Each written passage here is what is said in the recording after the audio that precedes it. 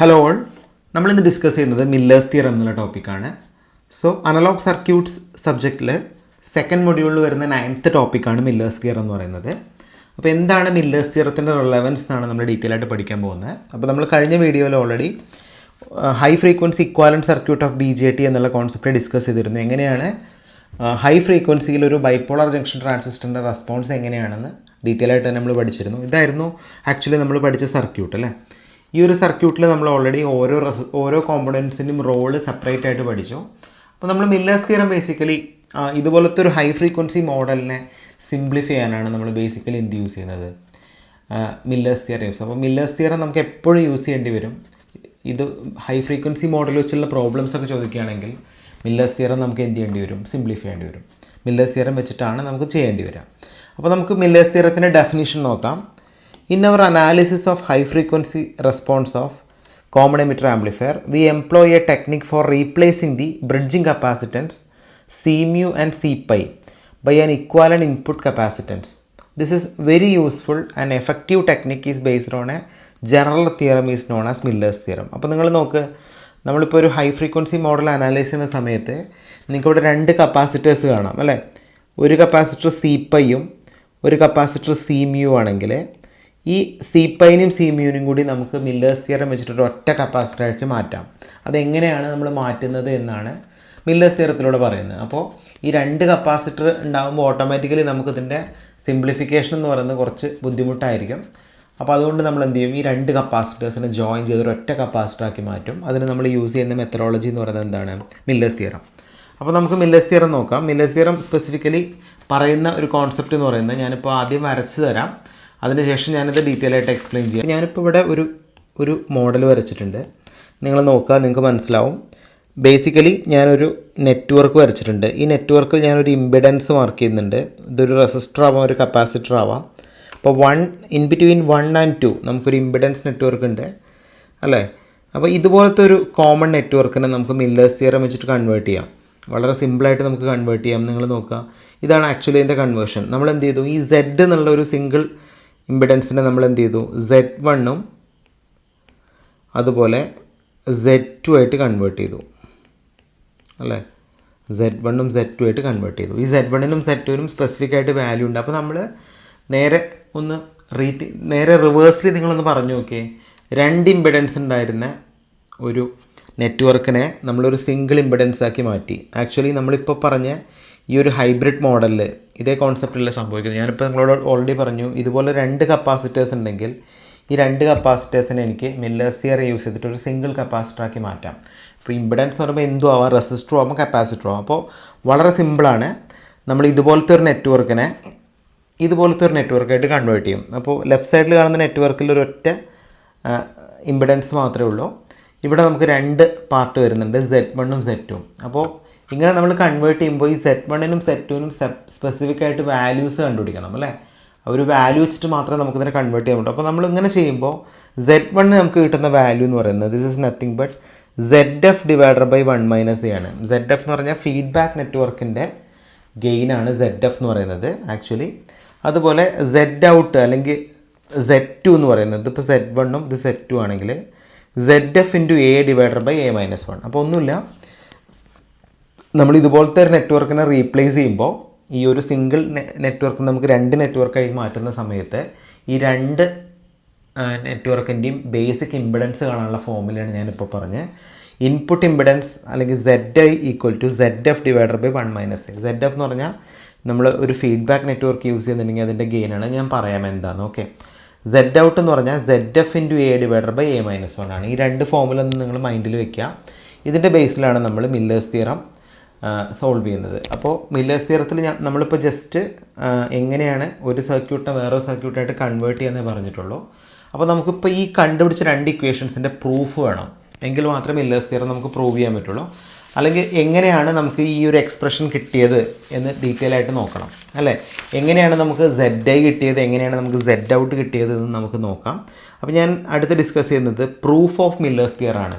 Millers തിയറത്തിനെ നമുക്ക് എങ്ങനെ prove ചെയ്യാൻ പറ്റും, ഇതാണ് നമ്മൾ നോക്കാൻ പോകുന്നത്. അപ്പോൾ ഞാനിവിടെ ചെയ്യുന്ന കാര്യം, ഒരു ബേസിക് ആയിട്ടുള്ള ഒരു നെറ്റ്വർക്ക് ഇവിടെ വരയ്ക്കുകയാണ്.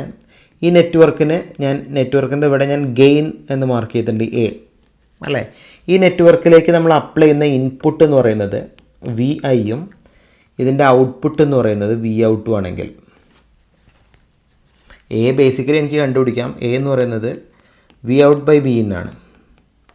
അപ്പോൾ ഈ ഒരു നെറ്റ്വർക്കിൽ ഞാൻ ബേസിക്കലി ഇതുപോലത്തെ ഒരു നെറ്റ്വർക്കിൽ എനിക്ക് ഒരു ഇമ്പിഡൻസ് ഉണ്ടെങ്കിൽ ആ ഇമ്പിഡൻസിനാണല്ലോ നമുക്ക് റീപ്ലേസ് ചെയ്യാനുള്ളത്. അപ്പോൾ നിങ്ങൾ നോക്ക്, ഇതാണ് ആക്ച്വലി നമ്മൾ പറയുന്ന ഇമ്പിഡൻസ്. ഈ ഒരു ഇമ്പിഡൻസ് അല്ലെങ്കിൽ ഒരു റെസിസ്റ്റർ അല്ലെങ്കിൽ ഒരു കപ്പാസിറ്റർ ആവാം. ഇവിടെ നമ്മൾ സപ്പോസ് കണക്ട് ചെയ്യുകയാണെങ്കിൽ ഇതിനെ നമുക്ക് എന്ത് പറയാം? ZF എന്ന് പറയാം.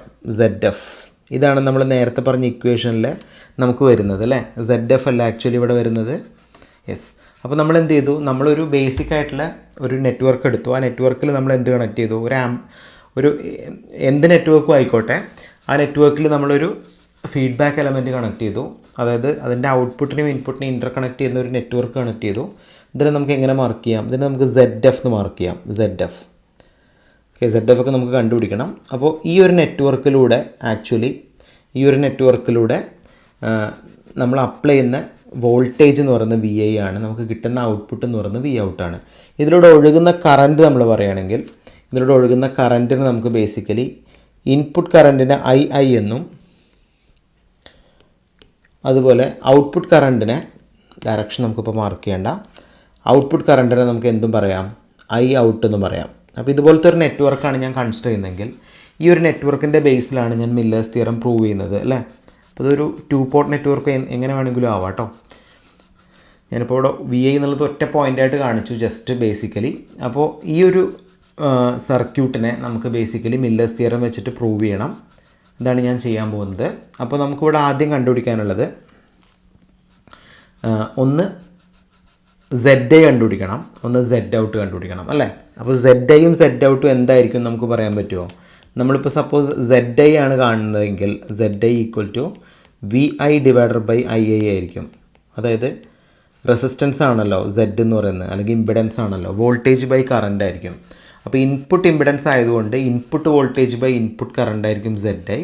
ഇതുപോലെ Z ഔട്ട് എന്തായിരിക്കും? V out by I out അല്ല, ഇതാണ് ബേസിക്കലി Z ഔട്ട്. അപ്പോൾ നമുക്ക് കണ്ടുപിടിക്കേണ്ടത് ഒന്ന് ZA കാണണം, ഒന്ന് Z ഔട്ട് കാണണം. ഇതാണല്ലോ ആക്ച്വലി നമുക്കിവിടെ കിട്ടുന്നത്. ZAയും Z ഔട്ടിൻ്റെയും വാല്യൂ ഇതാണെന്ന് നമുക്ക് പ്രൂവ് ചെയ്യണം. ഇതിലിപ്പോൾ എന്താണ് ZF എന്ന് ഞാൻ ഓൾറെഡി പറഞ്ഞു. ZF എന്നുള്ളത് ബേസിക്കലി നമ്മൾ യൂസ് ചെയ്യുന്ന ഒരു ഫീഡ്ബാക്ക് നെറ്റ്വർക്കാണ് ZF എന്ന് പറയുന്നത്. അപ്പോൾ നമുക്ക് കണ്ടുപിടിക്കാം. ഇതിൻ്റെ പ്രൂഫാണ് നമുക്ക് ചെയ്യാനുള്ളത് അല്ലേ? അപ്പോൾ നമ്മൾ കഴിഞ്ഞ സ്ലൈഡിൽ വരച്ച ഫിഗർ ഞാനിവിടെ ഒന്നും കൂടി വരയ്ക്കുകയാണ്. ഇത് ആക്ച്വലി A അല്ലേ?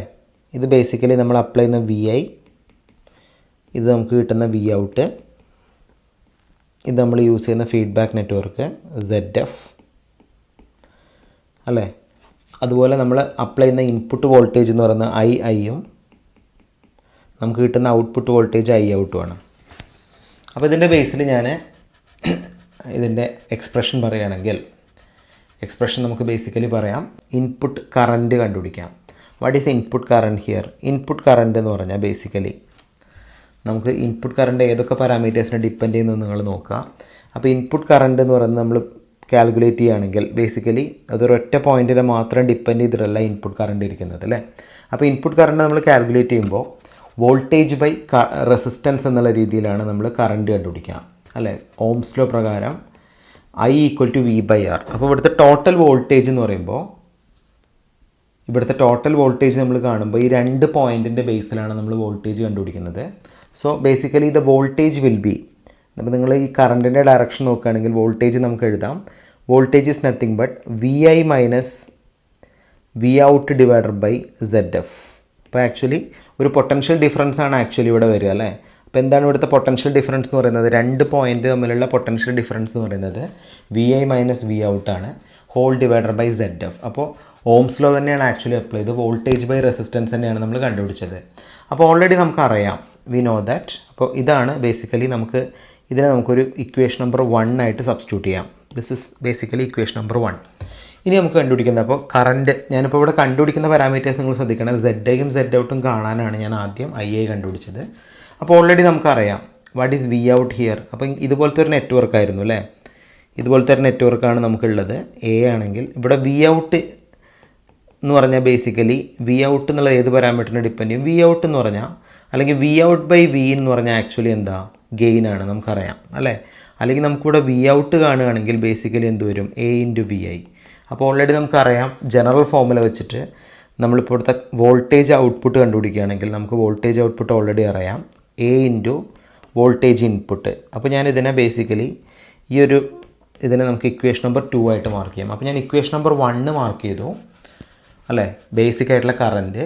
ഇക്വേഷൻ നമ്പർ 2 മാർക്ക് ചെയ്തു, ഔട്ട്പുട്ട് വോൾട്ടേജ്. അപ്പോൾ ഇതിൻ്റെ ബേസിൽ ഞാനിപ്പോൾ ഈ ഔട്ട്പുട്ട് വോൾട്ടേജ് കാണാനുള്ള റീസണൊന്നുമല്ല, എൻ്റെ ഫസ്റ്റ് ഇക്വേഷനിൽ വി ഔട്ട് എന്നുള്ള ടേം ഉണ്ട്, അതിനെനിക്ക് റീപ്ലേസ് ചെയ്യണം അല്ലേ, ഈസി ആയിട്ട് സബ്സ്റ്റിറ്റ്യൂട്ട് ചെയ്യാൻ വേണ്ടിയിട്ട്. അപ്പോൾ ഞാനിവിടെ ചെയ്യുകയാണ് സബ്സ്റ്റിറ്റ്യൂട്ട് 2 in 1. നമ്മൾ രണ്ടാമത്തെ ഇക്വേഷനിൽ നമുക്ക് കിട്ടിയ വാല്യൂ നമ്മൾ ഫസ്റ്റ് ഇക്വേഷനിൽ സബ്സ്റ്റിറ്റ്യൂട്ട് ചെയ്യുകയാണെങ്കിൽ നമുക്കിവിടെ ഐ കിട്ടും, ഇൻപുട്ട് കറൻറ്റ് കിട്ടും. ഇൻപുട്ട് കറൻറ്റ് എന്താ, വി ഐ മൈനസ് വി ഔട്ടിൻ്റെ സ്ഥാനത്ത് എനിക്ക് എന്ത് സബ്സ്റ്റിറ്റ്യൂട്ട് ചെയ്യാം, ഈ ഇവിടെ കൊടുത്തിരിക്കുന്ന വി ഔട്ടിൻ്റെ സ്ഥാനത്ത് എനിക്ക് എ ഇൻറ്റു വി ഐ എന്ന് സബ്സ്റ്റിറ്റ്യൂട്ട് ചെയ്യാം അല്ലേ. A into V I whole divider by Z F. ഇതിൽ നിന്ന് ഞാൻ കോമൺ ആയിട്ട് എന്തിനെ പുറത്തെടുക്കുകയാണ്, വി ഐ എന്നുള്ള ടേമിനെ കോമൺ ആയിട്ട് പുറത്തെടുക്കുകയാണെങ്കിൽ എനിക്ക് കിട്ടും 1 minus A divider by Z F. ഇതാണ് ആക്ച്വലി എനിക്ക് കിട്ടുന്ന കറൻറ്റ് ഇൻപുട്ട്. ഇനി നമുക്ക് അറിയാം already we know that Z I equal to V I by I I അല്ലേ.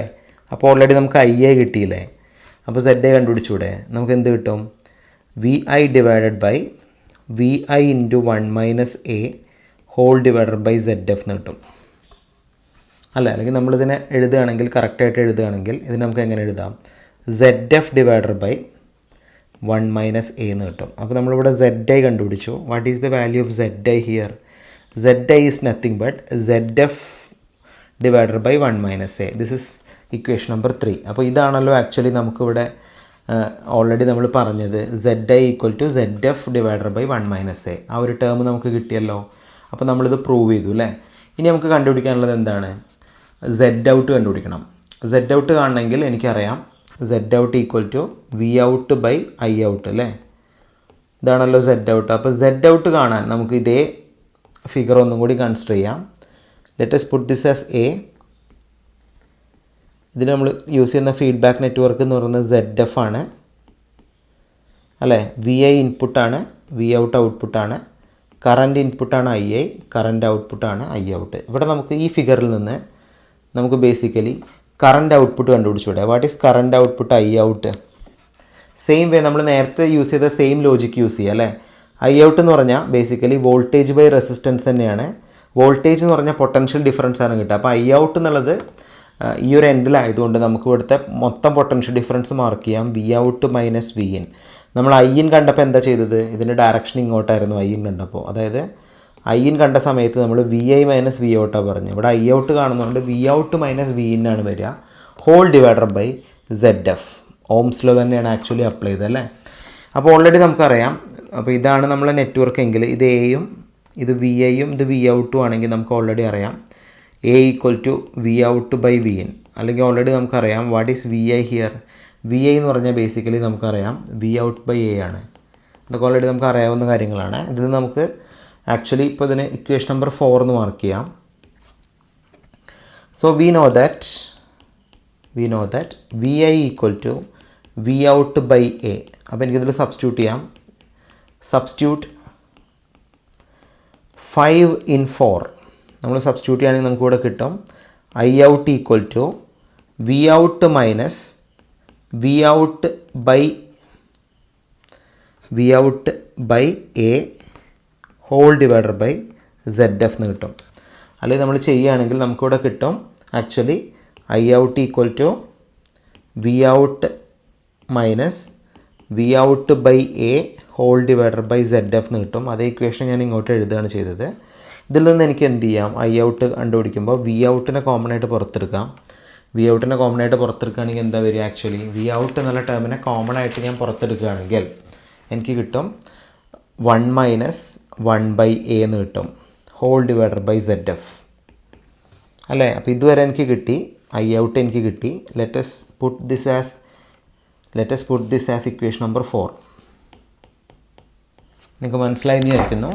അപ്പോൾ നമുക്കറിയാം we already know that Z out equal to V out by I out. അപ്പോൾ ഓൾറെഡി നമുക്ക് ഐ ഔട്ട് കിട്ടി അല്ലേ. ഐ ഔട്ട് ഓൾറെഡി നമുക്ക് കിട്ടി. അപ്പോൾ ഇതിൻ്റെ ബേസിൽ നമുക്ക് സെഡ് ഔട്ട് കണ്ടുപിടിക്കാം. വി ഔട്ട് ബൈ ഐ ഔട്ടാണ്. അപ്പോൾ സെഡ് ഔട്ട് നമ്മൾ കാണുകയാണെങ്കിൽ നമുക്ക് ബേസിക്കലി എഴുതാം v out divider by i ഔട്ടിൻ്റെ വാല്യൂ ഓൾറെഡി നമുക്കറിയാം, നമുക്ക് ഇവിടെ കണ്ടുപിടിച്ചാണ്. V out into 1 minus 1 by A whole divider by Z F എന്ന് കിട്ടും.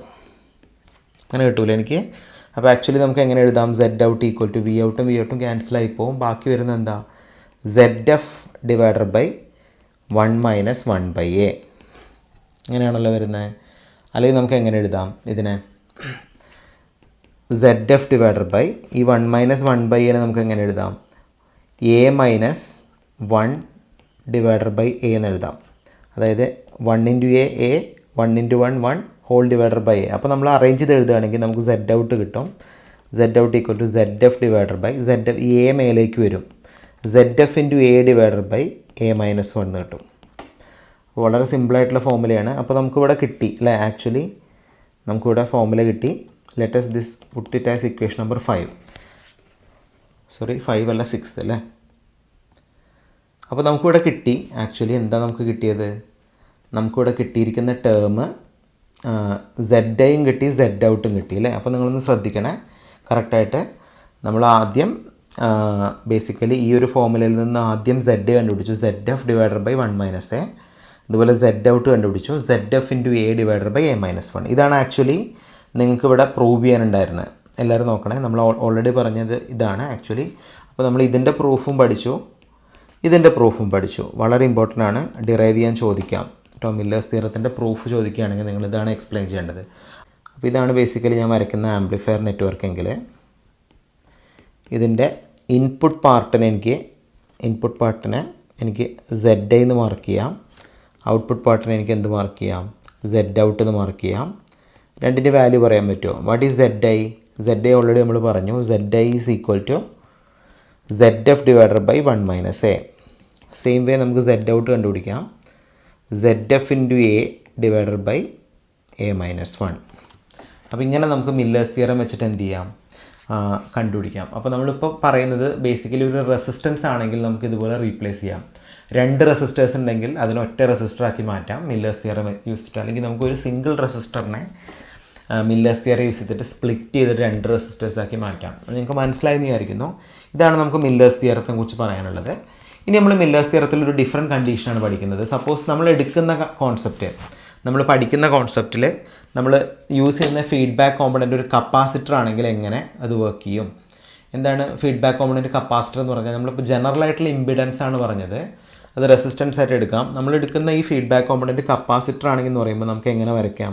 അപ്പോൾ ഇതാണ് ബേസിക്കലി ഞാൻ എടുക്കുന്ന ആംപ്ലിഫയർ എങ്കിൽ ഈ ഒരു ആംപ്ലിഫയറിൻ്റെ ഇൻപുട്ട് വോൾട്ടേജ് വി ഐയും ഔട്ട്പുട്ട് വോൾട്ടേജ് വി ഔട്ടും ആണെങ്കിൽ നമ്മളിവിടെ യൂസ് ചെയ്യുന്ന ഈ ഒരു ഫീഡ്ബാക്ക് കോമ്പണൻ്റ് എന്ന് പറയുന്ന ഒരു കപ്പാസിറ്റർ ആയിട്ട് എടുക്കുകയാണെങ്കിൽ എങ്ങനെയായിരിക്കും ഇതിൻ്റെ വർക്കിംഗ്? അപ്പോൾ if the feedback component is capacitor, അപ്പോൾ ഓൾറെഡി നമുക്കറിയാം ഫീഡ്ബാക്ക് കോമ്പണൻ്റ് കപ്പാസിറ്റർ ആണെങ്കിൽ what is the condition of input Z I നമുക്കറിയാം ഓൾറെഡി അല്ലേ? Z I equal to Z F divider by 1 minus A. ഇത് ഓൾറെഡി നമ്മൾ പഠിച്ച formula അല്ലേ? അപ്പോൾ നമ്മളിവിടെ യൂസ് ചെയ്യുന്നത് ബേസിക്കലി ഈ സെഡ് ഐ എന്നുള്ളത് ഒരു കപ്പാസിറ്ററായിട്ട് നമ്മൾ കൺസിഡർ ചെയ്യുകയാണെങ്കിൽ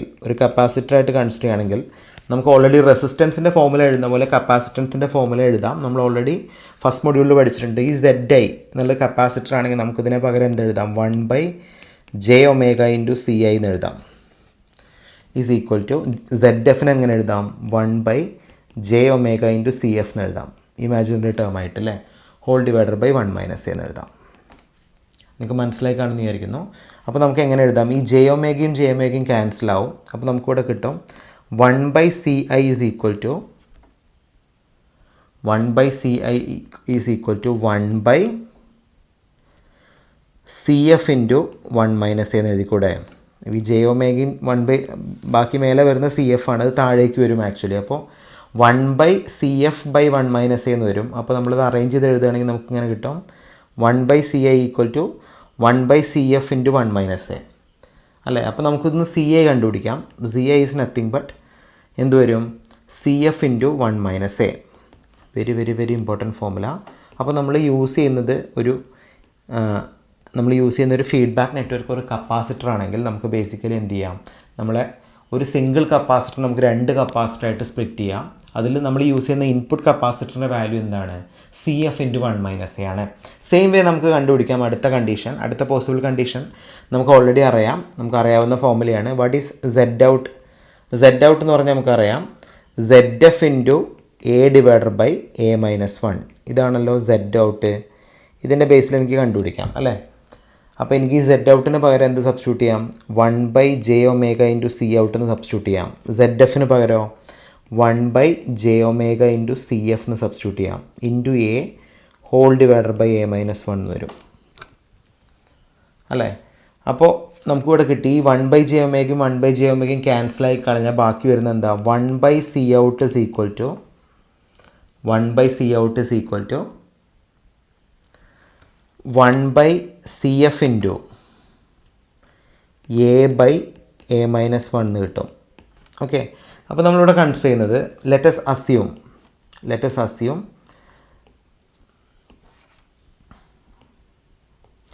A/A-1 this is approximately equal to 1. ഇത് നമുക്കൊരു കണ്ടീഷൻ മാത്രമാണ്, നമ്മൾ കൺസിഡർ ചെയ്യുന്നൊരു കണ്ടീഷനാണ്. ഇത് 1ന് അപ്രോക്സിമേറ്റ്ലി ഈക്വൽ ആണെങ്കിൽ നമുക്ക് നമ്മുടെ കംപ്ലീറ്റ് ഫോർമുലയിൽ വ്യത്യാസം വരും അല്ലേ. അപ്പോൾ നമുക്കിവിടെ കിട്ടും ബേസിക്കലി എന്ത് കിട്ടും? 1/Cout is equal to 1/CF എന്ന് കിട്ടും. അല്ലെങ്കിൽ നമുക്ക് എങ്ങനെ എഴുതാം?